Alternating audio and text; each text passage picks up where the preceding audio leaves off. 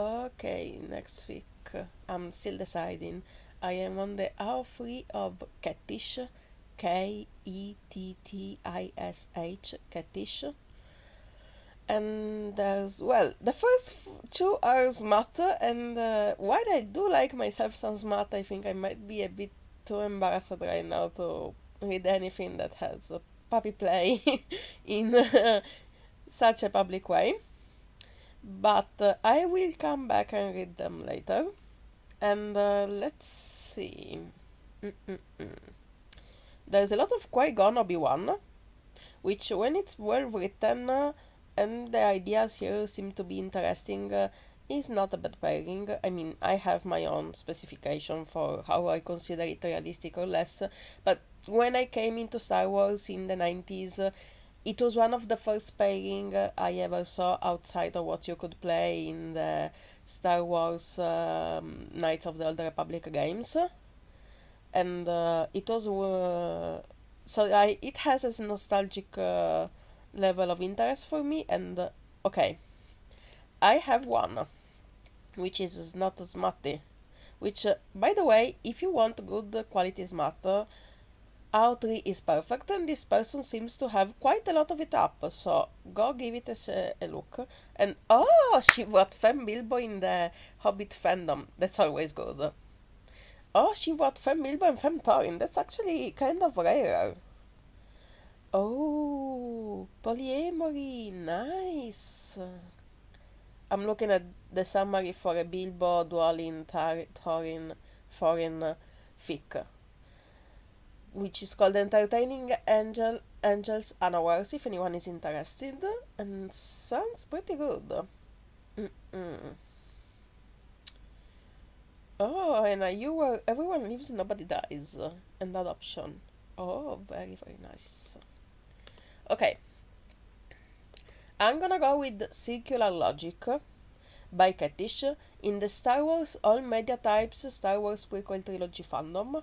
Relationship Qui-Gon Jinn Obi-Wan Kenobi.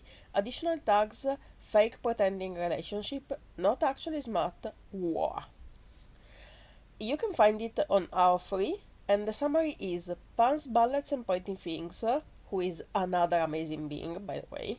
Suggested fake marriage, mutual pining, the works when I. Oh, sorry. Suggested fake marriage, mutual pining, the works when I asked for a writing warm up. It beat me and dug its teeth in and ended up a little more than anticipated. Yay. Obi-Wan and Qui-Gon descended the ramp, disembarking onto the small planet of Gefal, a world on the outer rim that was placed perfectly for a communications hub. It was this placement that made their re-entry into the Republic warrant Jedi representation, and Qui-Gon and Obi-Wan had been due for an easy mission for once, as if there's ever an easy mission with them. They walked serenely, projecting Jedi aloofness and fair judgment, and greeted the representative for Gefal as had been prescribed, shaking hands. The representative stared at their joined hands both times, and then scowled up at the hooded Jedi. Well, if this is the best they can do, I suppose we'll have to make it work, he sneered, and both Jedi stared at him in confusion. Pardon, sir, Qui-Gon said, pulling his hood down. Obi-Wan did the same in solidarity. I'm not sure what offense we have given, but perhaps you can inform us of our mistake so that we avoid it in the future? The man continued to scowl at them. We don't have any use for single adults, he said angrily. The Order has to know this. Surely this is a calculated insult. Alarm filled the Jedi purse-bond for an instant, and then a sudden blankness from Obi-Wan. Oh, but we were bonded, Obi-Wan said with a winning smile. He reached down to take Qui-Gon's hand with ease, squeezing lovingly. Qui-Gon's heart stopped, and only years of diplomatic training kept him from sputtering along with the representative. Oh, my, I'm so sorry, the representative cried, seeming distressed now at his earlier behavior. How in the world was I supposed to know? Are Jedi marriage customs so different than ours? We have very few, Qui-Gon cut in. He could work with this, but Obi-Wan didn't make it any more difficult, and Qui-Gon wouldn't put it past him to do so as a prank. Obi-Wan, perhaps sensing that thought, smiled up at him indulgently, but with a glimmer of amusement. The little shit. Well, we'd best get you straightened out, the representative decided. Only wedded adults may participate in our government, and no one will take you seriously if you aren't wearing rings. That being said, he marched them down into the air car, drove into the city, and pulled into a small jewelry shop. There, he explained the whole misunderstanding to the jeweler, who found a set of plain, serviceable bands appropriate for 2 males and sold them to them. When were you wed, then? The jeweler asked Ratonower as he pulled the rings out of their displays.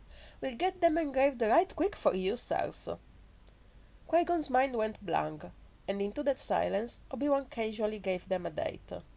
Qui-Gon frowned over at his partner, wondering what had prompted him, and Obi-Wan shrugged. Qui-Gon counted days back, and came to the conclusion that it was when Obi-Wan had been knighted, and smiled. Oh, Obi-Wan! That settled, they finally began their mission proper. Travel time was non-existent, thankfully, and everyone they spoke to was genial. It was a relaxed, predictable mission. Except everyone thought they were married, and they couldn't correct that without losing their status as representatives to the Jedi Order for these proceedings, and then getting absolutely reamed when they reported back to the Council. Because of course the Council would ream them about this, without actually considering the fact that they should have done their research. It was both heaven and hell. Qui-Gon adored how Obi-Wan's hand fit in his. Smaller, so that it was utterly comfortable to curl his hand around, but strong, with calluses and hair. The feel of Obi-Wan, pressed thigh to thigh next to him at working dinners, was temptation itself. The corded muscle evident even with trousers separating them. The many times they had to buzz a kiss against each other's cheek, or forehead, or shoulder, and the ones that they actually kissed were memories he would treasure for years to come. Qui-Gon hadn't had this many unexpected erections in years, and the fact that they had a single room with a bed barely big enough for them both did not help. So it was both wistfully and with relief that they wrapped up their mission on Gefal and tugged off the wedding bands once they had left atmosphere. They both tucked them safely into their belt pouches to be disposed of appropriately later, made their apologies for liberties taken during the mission, and moved on. Yeah, sure thing, guys. Qui-Gon found himself melancholy in the weeks to come.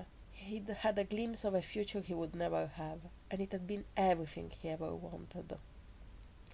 Qui-Gon had thought maybe after Obi-Wan was knighted, his apprentice turned partner might approach him about deepening their relationship, but it never happened. Obi-Wan plied him with forethought gestures and gifts, possibly sensing how sad Qui-Gon was. Or possibly counting Qui-Gon, but that's just me. Qui-Gon would have assigned more meaning to the gestures if it weren't for how politely they were presented.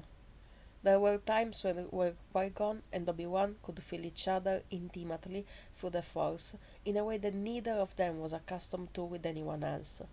But Obi-Wan apparently thought they were best as a working pair, so Qui-Gon attributed their occasional closeness to the fact that they both severed the training bod and instituted a pair bond in the same day, as they were assigned to be partners immediately after Obi-Wan's knighting. I think she meant after Obi-Wan's knighting ceremony. Time passed, and Qui-Gon gradually climbed out of his bout of depression. This is actually surprising me, because I was expecting something a little like longer time spent of the mission and then coming to feelings, and instead it's like aftermath and sort of settling and time going by, and that's not something I found often, but it's something that I really like, so I do recommend this fic. I really do.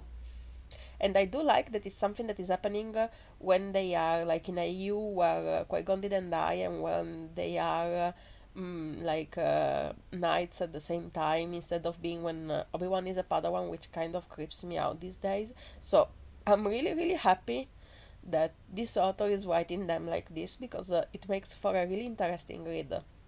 And I really do like the passage of time in things and not everything happening at once. Okay, back to the story. Time passed, and Qui-Gon gradually climbed out of his bout of depression. They had a few more difficult missions that helped take his mind off of romantic concerns, and were then sent on to leisure missions. They were to oversee democratic elections on a volatile world that was trying to end its own civil war, and the Jedi always supported peaceful efforts. The elections themselves went by fine, but when the winner was announced, a small portion of the population were beside themselves in fury. Qui-Gon and Obi-Wan requested and were allowed to stay until the acceptance ceremony was done, and the newly elected leader was just about to put pen to plaster when the sniper struck. Politicians, aides, and bystanders scattered at the shot. It was loud, an older slug thrower, and Qui-Gon's blade caught the bullet enough to redirect it partially.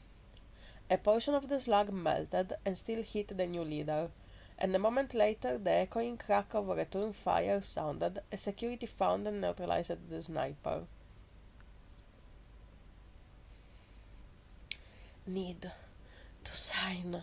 The leader wheezed through the pain of the wound in his thigh.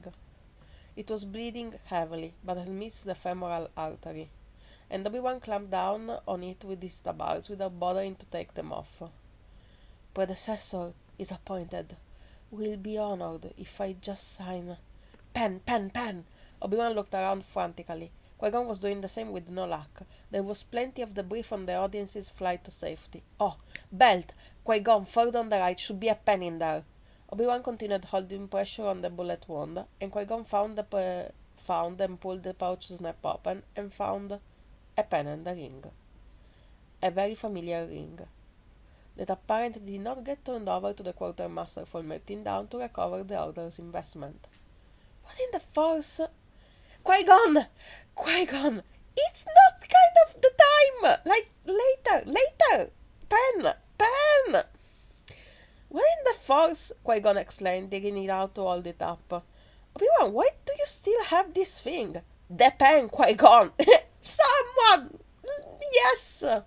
Good going, Obi-Wan. Obi-Wan barked, and Qui-Gon shoved the pen into the politician's hands roughly. Obi-Wan, this was supposed to be turned in cycles ago. Why do you still have it? This really isn't the time, Qui-Gon. We can talk about it later. Yes, sir. Please sign here. Here's the paper. I didn't have the time. I mean, we were so busy and... You started trimming the brush? Sorry. You started trimming the brush in the meditation gardens voluntarily. You had the time.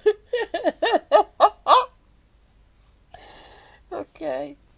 I wasn't ready to get rid of it, Obi-Wan snapped, and Qui-Gon pulled up short. What do you mean you weren't ready? Obi-Wan held the politician's leg firmly, not meeting Qui-Gon's eyes, and Qui-Gon needed to read him.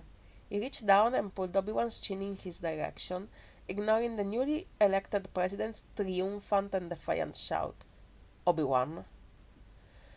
Even with Qui-Gon holding his chin, Obi-Wan didn't meet Qui-Gon's eyes for long before he looked away. That time was important to me, Obi-Wan admitted, stubborn set to his jaw. I know it wasn't the same for you, but it was special to me. Qui-Gon's breath caught in his chest, and he couldn't breathe, let alone answer. The ring dropped from his hand, and he noticed and grabbed for it a moment too late. It rolled across the stage and came to a stop. Obi-Wan nodded jerkily. Oh, Obi-Wan, he didn't mean to. Oh. There you go, then, he said. Come for emergency service, please. We haven't been shot at again, but there could be more snipers, and this wound still needs standing. Qui-Gon started, then turned and walked a few paces to make the call, while Obi-Wan talked quietly with the new leader. Obi-Wan, Qui-Gon politely pretended not to notice when Obi-Wan bent down and picked up the forgotten ring, tucking it in his belt pocket again for safekeeping. The rest of the mission went much the same way. Now that the paperwork was signed, the planet's nations were willing to all cooperate and send resources to the new seat of power, which meant the Jedi were no longer needed to act as bodyguards. Which meant the Jedi no longer needed to act as bodyguards or observers.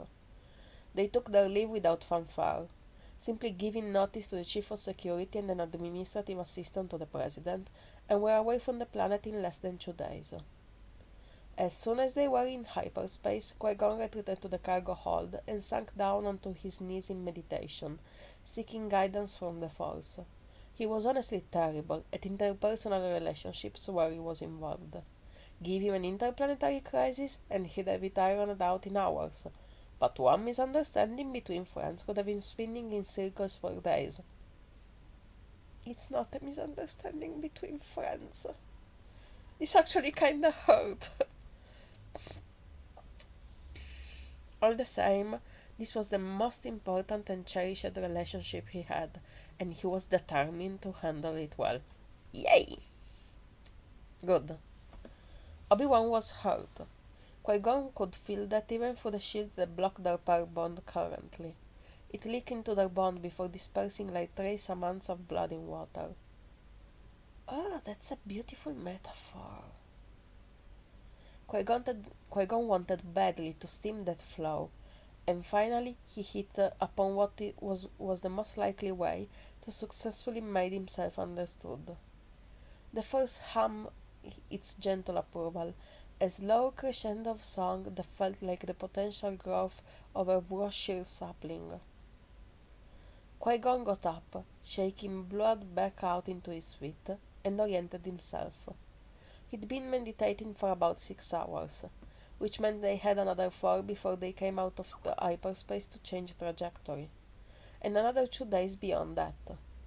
He wavered, thinking maybe he ought not do something he might regret when they had another 2.5 days stuck in close quarters, but gathered his courage and went to find Obi-Wan. Yes! Yes, yes, yes! The less you leave it, the better it is.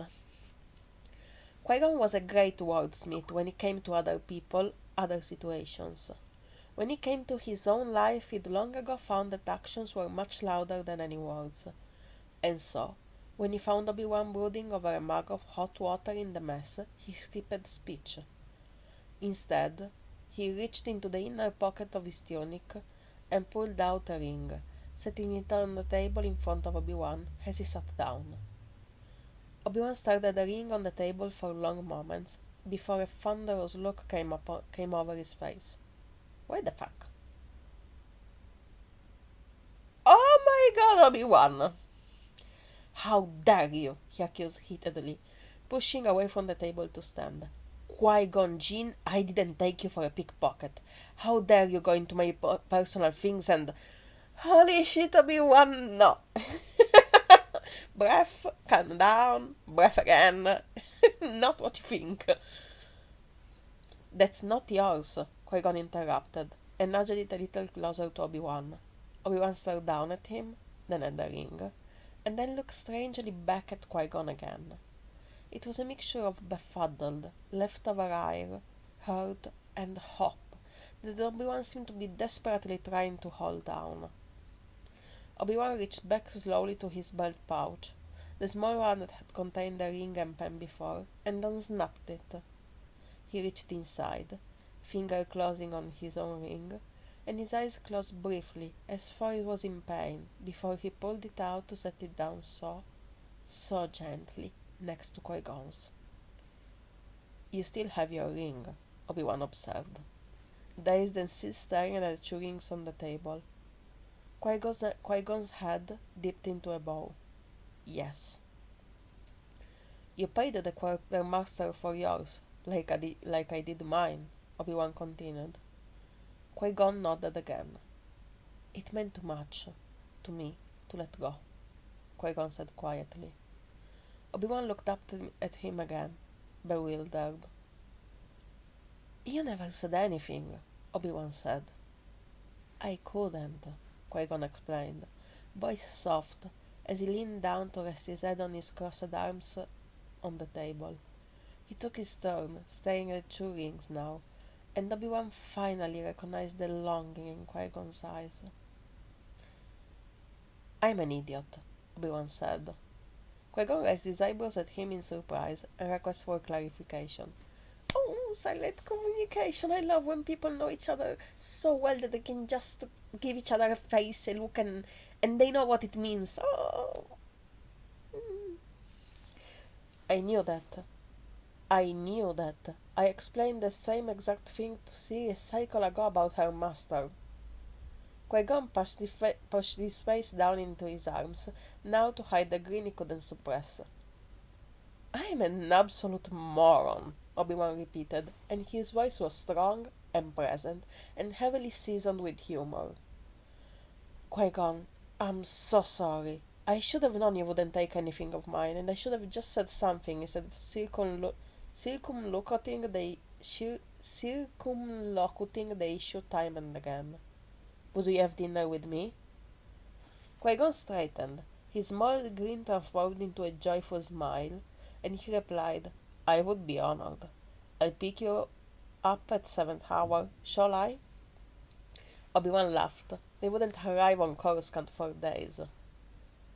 I know just the place we can eat, he hooted, and Qui-Gon joined in. They laughed together, the tension easing into a wholesome familiarity, and they joined hands as they sat down to swap tales of all the times they wished to be together. Oh, this is so fluffy! Oh, this is adorable! Okay, that's an instant kudos and an instant bookmark. And I'm hugely recommending it to everybody because I found it by chance, but I'm so happy I found it. Thank you very much, Kettish, for writing this thing, and thank you very much for saying you would like it read because I had a blast doing this. So, thank you, thank you, thank you. Oh, they are so adorable, and it flowed so well. And I love all the understanding once they get each other, and that it's so soft.